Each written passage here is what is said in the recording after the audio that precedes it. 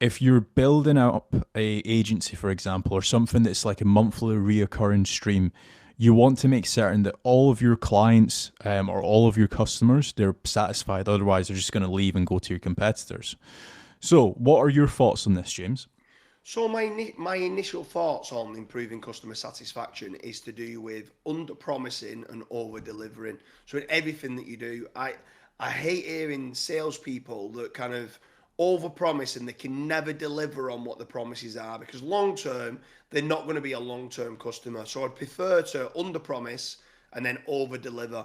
But I'd say the main part of that is actually understanding the user journey and what the customer's end goals are, and working backwards from there and trying to help them achieve what their end goal is. That's initially what I would be trying to work on, both from a marketing standpoint and also from a sales standpoint. Yeah, that makes sense. I think you kind of hit it on the head there with the salesperson, because we've seen it in some of our businesses as well, where people or salespeople in general, they will say, yes, I can do that. Yes, we can do that. Yes, we can do this. Yes, we can do that. They end up selling something that the business itself can't actually do. So I think definitely speak to your sales team, actually sell something that's achievable. Another thing that I would definitely touch on is don't always just chase the sales. Like, try to provide value as much as you possibly can. Provide value, provide value, provide value, and then sell something.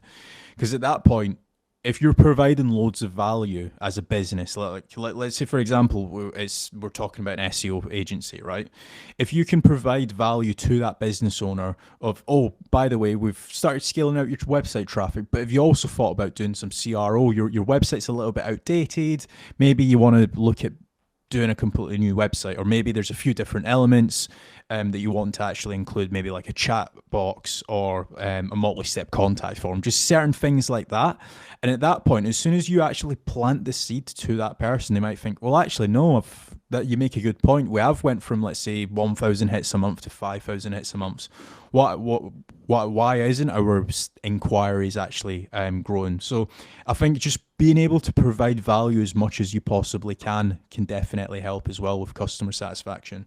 Yeah, for sure. Yeah. I mean, with regards to something that you've touched upon there, sometimes saying no to a customer is the best thing you can ever do. And I've been stung so many times where I've tried to help a customer out. And not only is it backfired on the service that I've said yes to, Mm. I've ended up losing the client in the long run, and they've been with me for years. And like, it's so disappointing at times when I look back on it, where we was providing great value with regards to providing backlinks for the client.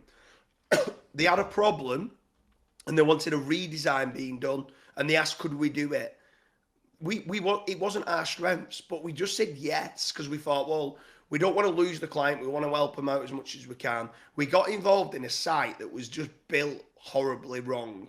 And every time we tried to change a button, it broke something else. And it just became an absolute logistical nightmare. We ended up doing stuff that we don't do. And this is where I kind of always talk about, if you're a roofer, just go and do roofing. Don't try and start doing plumbing work and other stuff. You're a roofer. Stay in your lane. Be the best you can in your lane. So sometimes being able to say no can massively help. And obviously then also with regards to customer satisfaction, they're always satisfied with the deliverables of what you're doing. But I would also touch upon, like in the SEO community, you should be networking. So if your client does want help with conversion rate optimization, I think you should know who is the best in the lane at conversion rate optimization. If they need help, if you're providing amazing backlinks, but the rankings aren't going up very well, and the content isn't very good, and they need someone to go and assist them with optimizing the content, or doing a topical map, or doing keyword research for missing pages that they might not have on the website, you should be able to pass them on to someone to say, look, this is what these live and breathe. These are the best in the lane at content optimization. These are brilliant at keyword research and topical maps. These are brilliant at technical SEO. And what you do is don't say yes to everything, pass it on to others. And what you start to realize is these other companies who you're passing it on to will start returning the favor. And you're then getting more leads from these other companies for exactly what you do, which could be link building. Now, obviously, there's loads of different caveats to that. It could be in different industries and stuff like that. But from a link building point of view, building that network as well, and then you're maintaining that customer satisfaction, because when they don't know what to do, you've got answers for them. Yeah, definitely. I think one saying that resonates with what you've just said is you can offer McDonald's £5,000 for a steak, but they'll turn you down because they're not in the fine dining. All they do is just fast food. So just remember that it might sound like a really good deal to go and serve someone steak, but if you've never done steak before, it's probably not the most ideal scenario.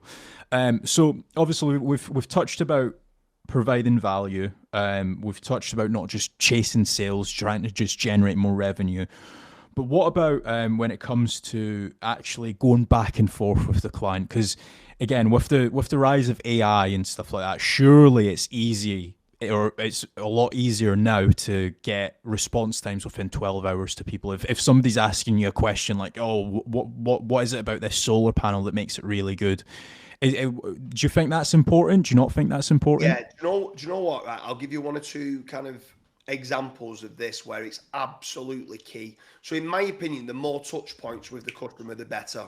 Keep them in the loop of where things are up to, right? But one of the best examples I can give you is Uber, right? When you're looking to kind of book a taxi.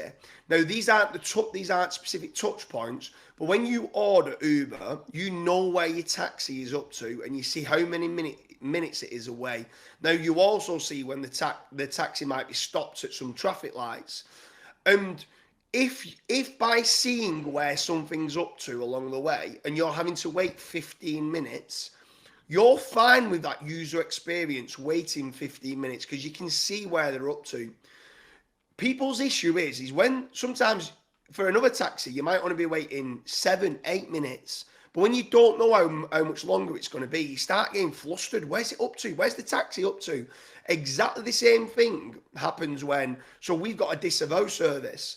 And it's not quick. You can't get your disavow back to within 48 hours. In fact, it takes a long time to go through every single backlink to look at the toxicity thresholds. And it could take up to 3 weeks. And that's for a few members of staff to do the disavow. But as long as they know that this is going to take 3 to 4 weeks, and the continuously every few days, we're just letting you know we've got through 10%, 15% of your backlink profile. We've gone through this. You keep them up to date with what like toxicity threshold that they're at. When you start to update them on that, they love the user experience. The amount of feedback that we get and testimonials that we get that says, do you know what? That was one of the best experiences that I've ever had. You kept us in the loop of what you're doing and why you're doing it. And those touch points of knowing where something's up to, in my opinion, is really important. Even if you could deliver something quicker and not be doing the touch points, people just like to know where things are up to along the way. It's like I don't know if you ever do this, but when you order something off Amazon and it's saying next day, it gives you like a time slot from 1 p.m. till 3 p.m. As soon as it hits 3:01, you're sat outside like, where's the delivery guy? Like, has he gotten lost?